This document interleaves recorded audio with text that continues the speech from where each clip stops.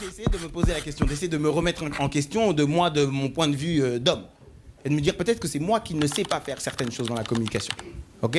Par exemple, j'ai réalisé un peu trop tard que dans la communication homme-femme, moi, un peu naïvement, dans la compréhension et l'écoute de l'autre, je m'arrêtais aux mots. Non mais tu vois ? Moi, j'écoutais les mots. C'est une erreur de débutant, ça. Tu sais ? C'est quand tu vas pas chercher.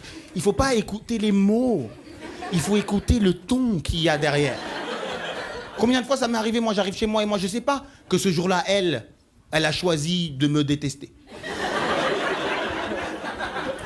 Pour moi, on est mercredi. Et moi j'arrive et je lance un classique très basique. Ça va ma chérie ? Ok ? Comme ça. Je suis dans la propale, moi. Ça va ma chérie ? Et là, c'est pas dans les mots que je dois m'arrêter pour comprendre la vibe. Pour comprendre l'état d'esprit, c'est le ton. Moi, je dis, ça va ma chérie ? Et elle, ouais, ça va, ouais. Et là, l'énigme commence. Là... Parce que moi, j'ai pas les codes. Moi, j'ai pas les capteurs.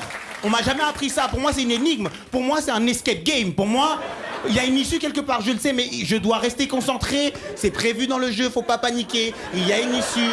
On l'a fait à l'entraînement. Bonsoir à tous. J'espère que vous allez bien physiquement et mentalement. Et bienvenue dans ce deuxième épisode du Savoir.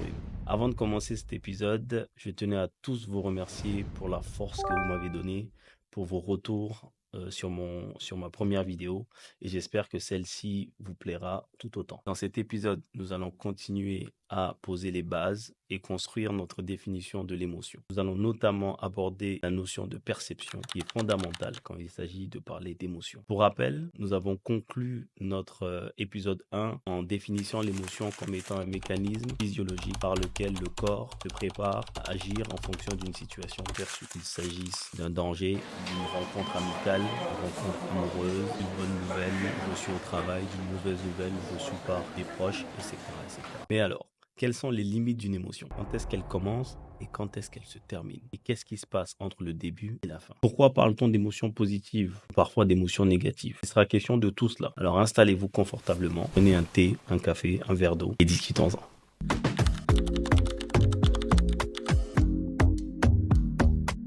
Alors, je ne vous apprends rien si je vous dis qu'il existe différents types d'émotions. Les émotions dites primaires, qui sont les émotions de base. La joie, la colère, la tristesse, la peur.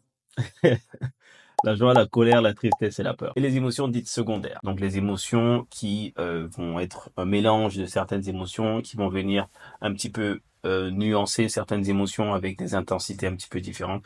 Bref, des émotions secondaires. Et donc là, on peut citer la nostalgie, la rancœur, la culpabilité, la honte, le dégoût, etc., etc. Les émotions donc peuvent être différentes. Il existe une multitude d'émotions, une palette émotionnelle qui est très large, qui peut être encore même plus large en fonction des personnes, qui vont avoir des besoins différents, qui vont avoir des expressions différentes, qui vont être différentes. Toutes les émotions ont cependant un point commun, leur départ.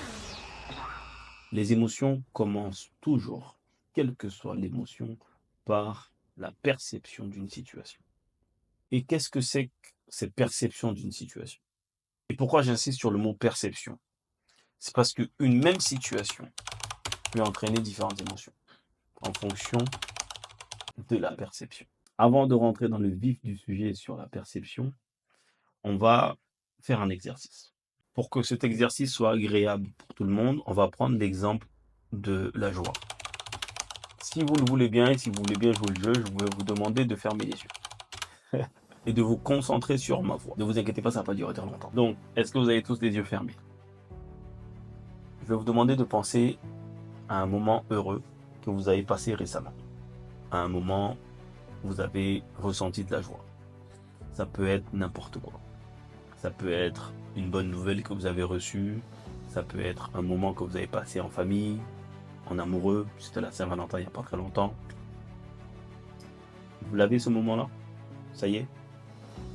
Alors, je vais vous demander de rembobiner un petit peu ce souvenir. Rembobinez-le jusqu'au moment où ce souvenir commence. Et là, normalement, vous devez arriver à voir ce qui a déclenché cet événement heureux, ce qui a déclenché cette joie. Ça y est, vous l'avez? Et bien ça, cette situation, ce moment-là, cette nouvelle-là que vous avez reçue, vous l'avez perçue positivement. Et c'est ce qui a déclenché votre joie. Vous pouvez ouvrir les yeux. Merci d'avoir joué le jeu. Alors, la perception. Pourquoi est-ce qu'une perception, c'est si important? Et vous allez voir notamment les personnes qui souffrent de syndrome post-traumatique, donc PTSD. Ces personnes-là, des événements qui peuvent être très neutres pour tout le monde, vont pour eux déclencher des réactions qui vont être très intenses. Pourquoi? Parce que leur perception n'est pas la même que la nôtre. C'est-à-dire que là où nous, on va voir un événement anodin, je sais pas moi, un ustensile de cuisine qui tombe, par exemple, qui tombe par terre, le bruit que ça va faire, pour nous, c'est le bruit d'un ustensile de cuisine qui tombe par terre. Quelqu'un, donc un soldat par exemple, qui est traumatisé par le bruit des balles, qui va entendre un bruit similaire, donc un ustensile de cuisine qui tombe par terre, peut-être que sa perception n'est pas la même que la nôtre. Donc quand lui va entendre ce bruit-là, il va pas entendre le bruit d'un ustensile qui tombe par terre. Il va peut-être entendre le bruit d'une balle, ou le bruit de balle ou de fusil. Et donc sa réaction va pour nous être disproportionnée, mais sa perception est différente de la nôtre. Et je vais vous donner un autre exemple. Et ça, c'est un exemple qui va parler, je pense, à tout le monde. Imaginez-vous recevoir un message. Votre téléphone qui sonne. C'est un message. Vous ne savez pas de qui il est. Et là, vous prenez votre téléphone, vous le déverrouillez. Et là, ce message-là, c'est un message qui vient d'une personne qui vous plaît. Ce message-là, vous ne l'avez pas encore lu. Juste le nom de la personne apparaît, plus la notification. Ça vous met déjà dans une certaine joie. Il y a même certains qui vont commencer à sourire tout seuls devant leur téléphone. Et prenez le même message, donc la même notification, votre téléphone qui sonne une deuxième fois. Vous faites la même chose. Vous prenez votre téléphone, vous le déverrouillez. Et là, le nom de la personne qui apparaît, c'est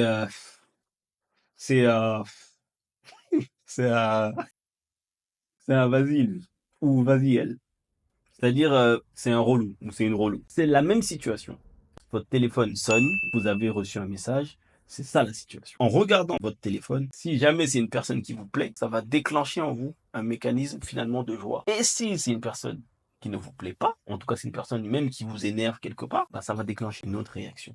Et c'est là où ici on parle de perception. Donc la même situation peut déclencher différentes émotions.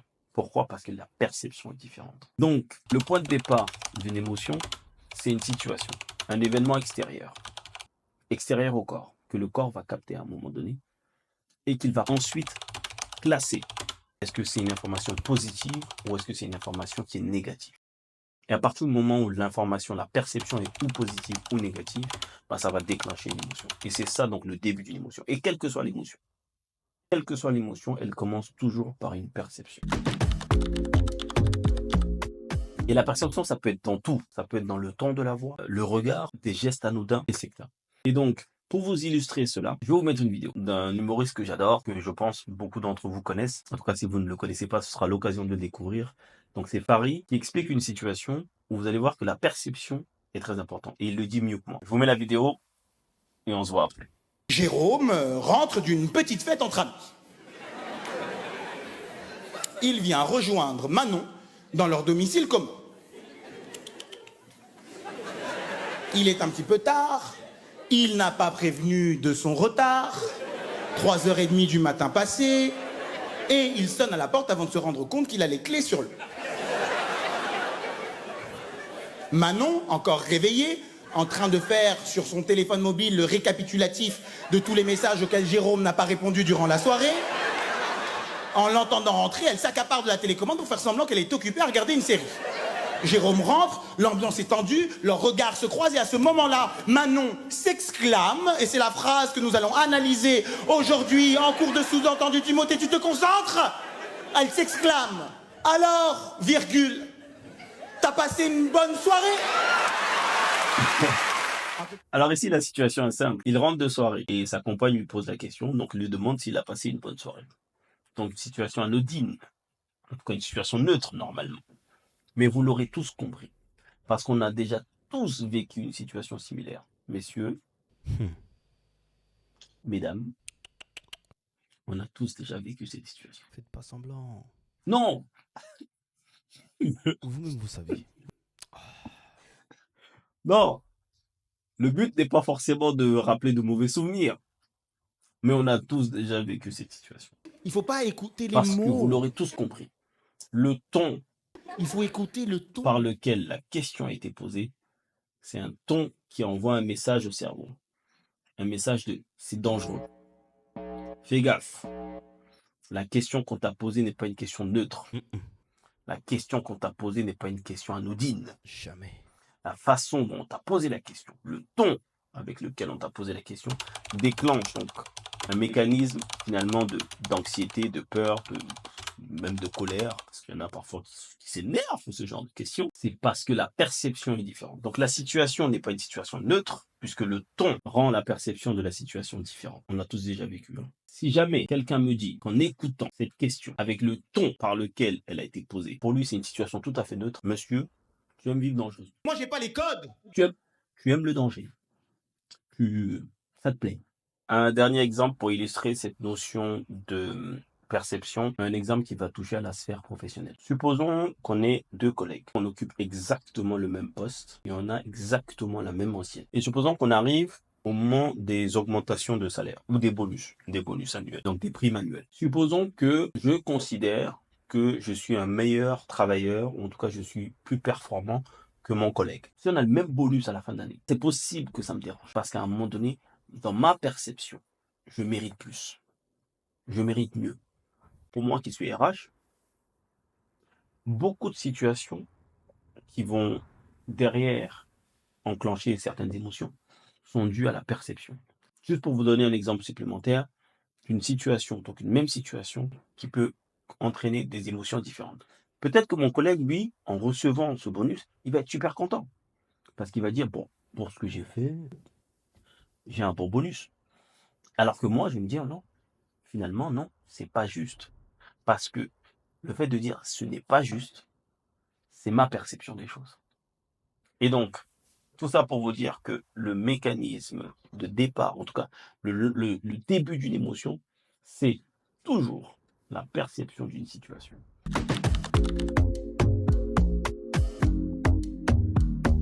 Alors, qu'est-ce qui se passe concrètement après la perception?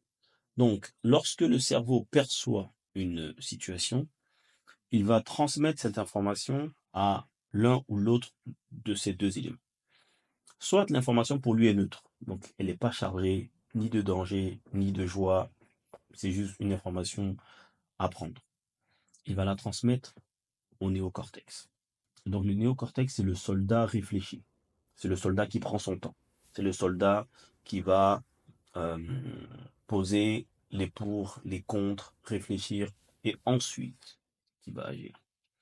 Ou il va transmettre l'information à l'amygdale. Et l'amygdale, lui, c'est le soldat, il réfléchit pas trop. Lui, la réflexion, c'est pas trop à l'ordre du jour. Lui, ce qui l'intéresse, c'est l'action. Pour stéréotyper un petit peu les choses, l'amygdale, c'est le soldat qui tire sans réfléchir. Donc lui, il est là, il rafale partout, il réfléchit pas. Alors que le néocortex, lui, c'est le soldat qui va poser le pour, le contre, et qui va ensuite faire une action. Donc finalement, entre guillemets, pour continuer dans la métaphore un peu militaire, l'amygdale, c'est le soldat à la mitraillette. C'est celui qui tire un peu, sans voir un petit peu. Alors que le néocortex, lui, c'est le sniper. C'est lui qui va passer des jours couché à chercher un objectif, attendre qu'il arrive, mesurer la vitesse du vent, regarder l'orientation du vent, et ensuite tirer. Donc, en fonction de la perception, le cerveau va transmettre finalement le témoin soit au néocortex, qui lui est réfléchi, soit à l'amygdale, qui lui, il réfléchit pas trop. Donc ça, c'est la suite. Donc perception, ensuite le cerveau qui transmet l'information, et ensuite le mécanisme est enclenché. Dans le cas d'une émotion, Donc, une fois que l'amygdale a l'information, elle va directement demander au cerveau de libérer des substances chimiques, adrénaline, endorphine, corticotropine, etc., etc. Donc, des substances chimiques qui vont derrière ensuite enclencher un certain mécanisme, donc l'augmentation du rythme cardiaque, l'augmentation de la pression sanguine, la tension des muscles, la tension oculaire, enfin, etc., etc. En tout cas, des mécanismes qui, pour le coup, vont être désagréables. C'est-à-dire que quand vous avez l'estomac qui commence à se nouer, vous sentez que vous avez du mal à respirer, que le cœur bat vite. Ça, ce sont des mécanismes qui vont être désagréables. Mais ça ne doit pas nous faire dire que l'émotion est négative, puisque dans certaines situations, ces mécanismes-là permettent rapidement au corps de se mettre en action. C'est-à-dire qu'un corps qui est là endormi, qui est là dans une situation classique, logique, normale, qui fait rien de spécial, cette perception, si c'est un danger par exemple, cette perception permet de rapidement mettre le corps en état d'alerte. Je vous donne un exemple. Supposons que vous êtes en voiture, ok? Vous rentrez chez vous après une journée de travail et que vous êtes fatigué, vous avez juste une envie, c'est de rentrer à la maison. Ok, vous prenez la même route que vous prenez tous les jours et vous conduisez. Vous êtes là sans être là. Vous pensez peut-être déjà à ce que vous allez manger. Vous pensez peut-être à aller à la salle de sport, etc. Mais vous êtes là sans être là. Ok, vous conduisez tranquillement, la même route, rien de spécial. Et là, supposons à l'entrée de la ville, il y a un enfant qui traverse. Si le fait d'être surpris par cet enfant qui traverse ne vous fait pas peur, vous allez créer un accident. C'est un grand danger de ne rien ressentir à ce moment-là, parce que la suite peut être dramatique. Par contre, c'est le fait d'avoir peur, d'être surpris, d'être pris brusquement, le cœur qui va accélérer, votre tension nerveuse qui va augmenter, vous allez pouvoir freiner et c'est ça qui va vous permettre d'éviter l'accident. Ok? Donc, même si c'est désagréable, ça reste utile. Et on va en parler un peu plus tard. C'est simplement pour vous dire que l'émotion, ça reste un mécanisme qui est utile. Ok, quel qu'il soit agréable ou désagréable. Et donc, le fait qu'une émotion soit agréable ou désagréable ne la rend pas moins utile. Une émotion, c'est biologique. C'est d'abord biologique. Biologique. Il n'y a rien qui va classer une émotion comme positive ou négative. Si ce n'est encore une fois la perception. Donc la perception, elle est au début, elle est au milieu et à la fin.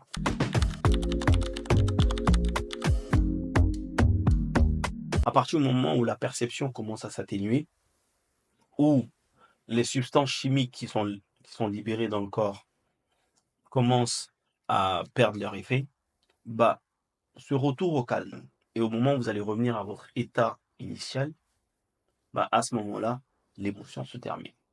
Et donc l'émotion, c'est tout ce qui va se passer entre le début, donc entre la perception d'une situation, et la fin, le retour au calme, ou le retour à l'état initial. Et donc tout ce qui va se passer entre ce mécanisme-là, c'est le mécanisme d'une émotion. Et c'est ça, une émotion.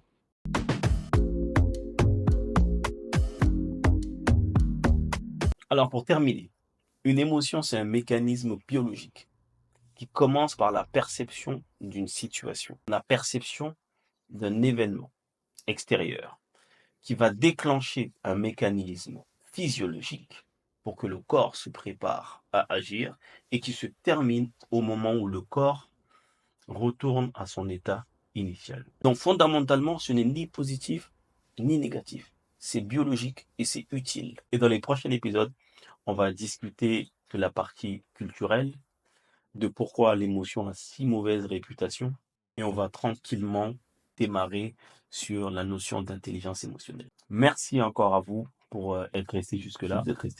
N'hésitez pas à commenter, à liker ou simplement à me faire un retour. Et je vous dis à la prochaine pour le prochain épisode. Bonne soirée à vous.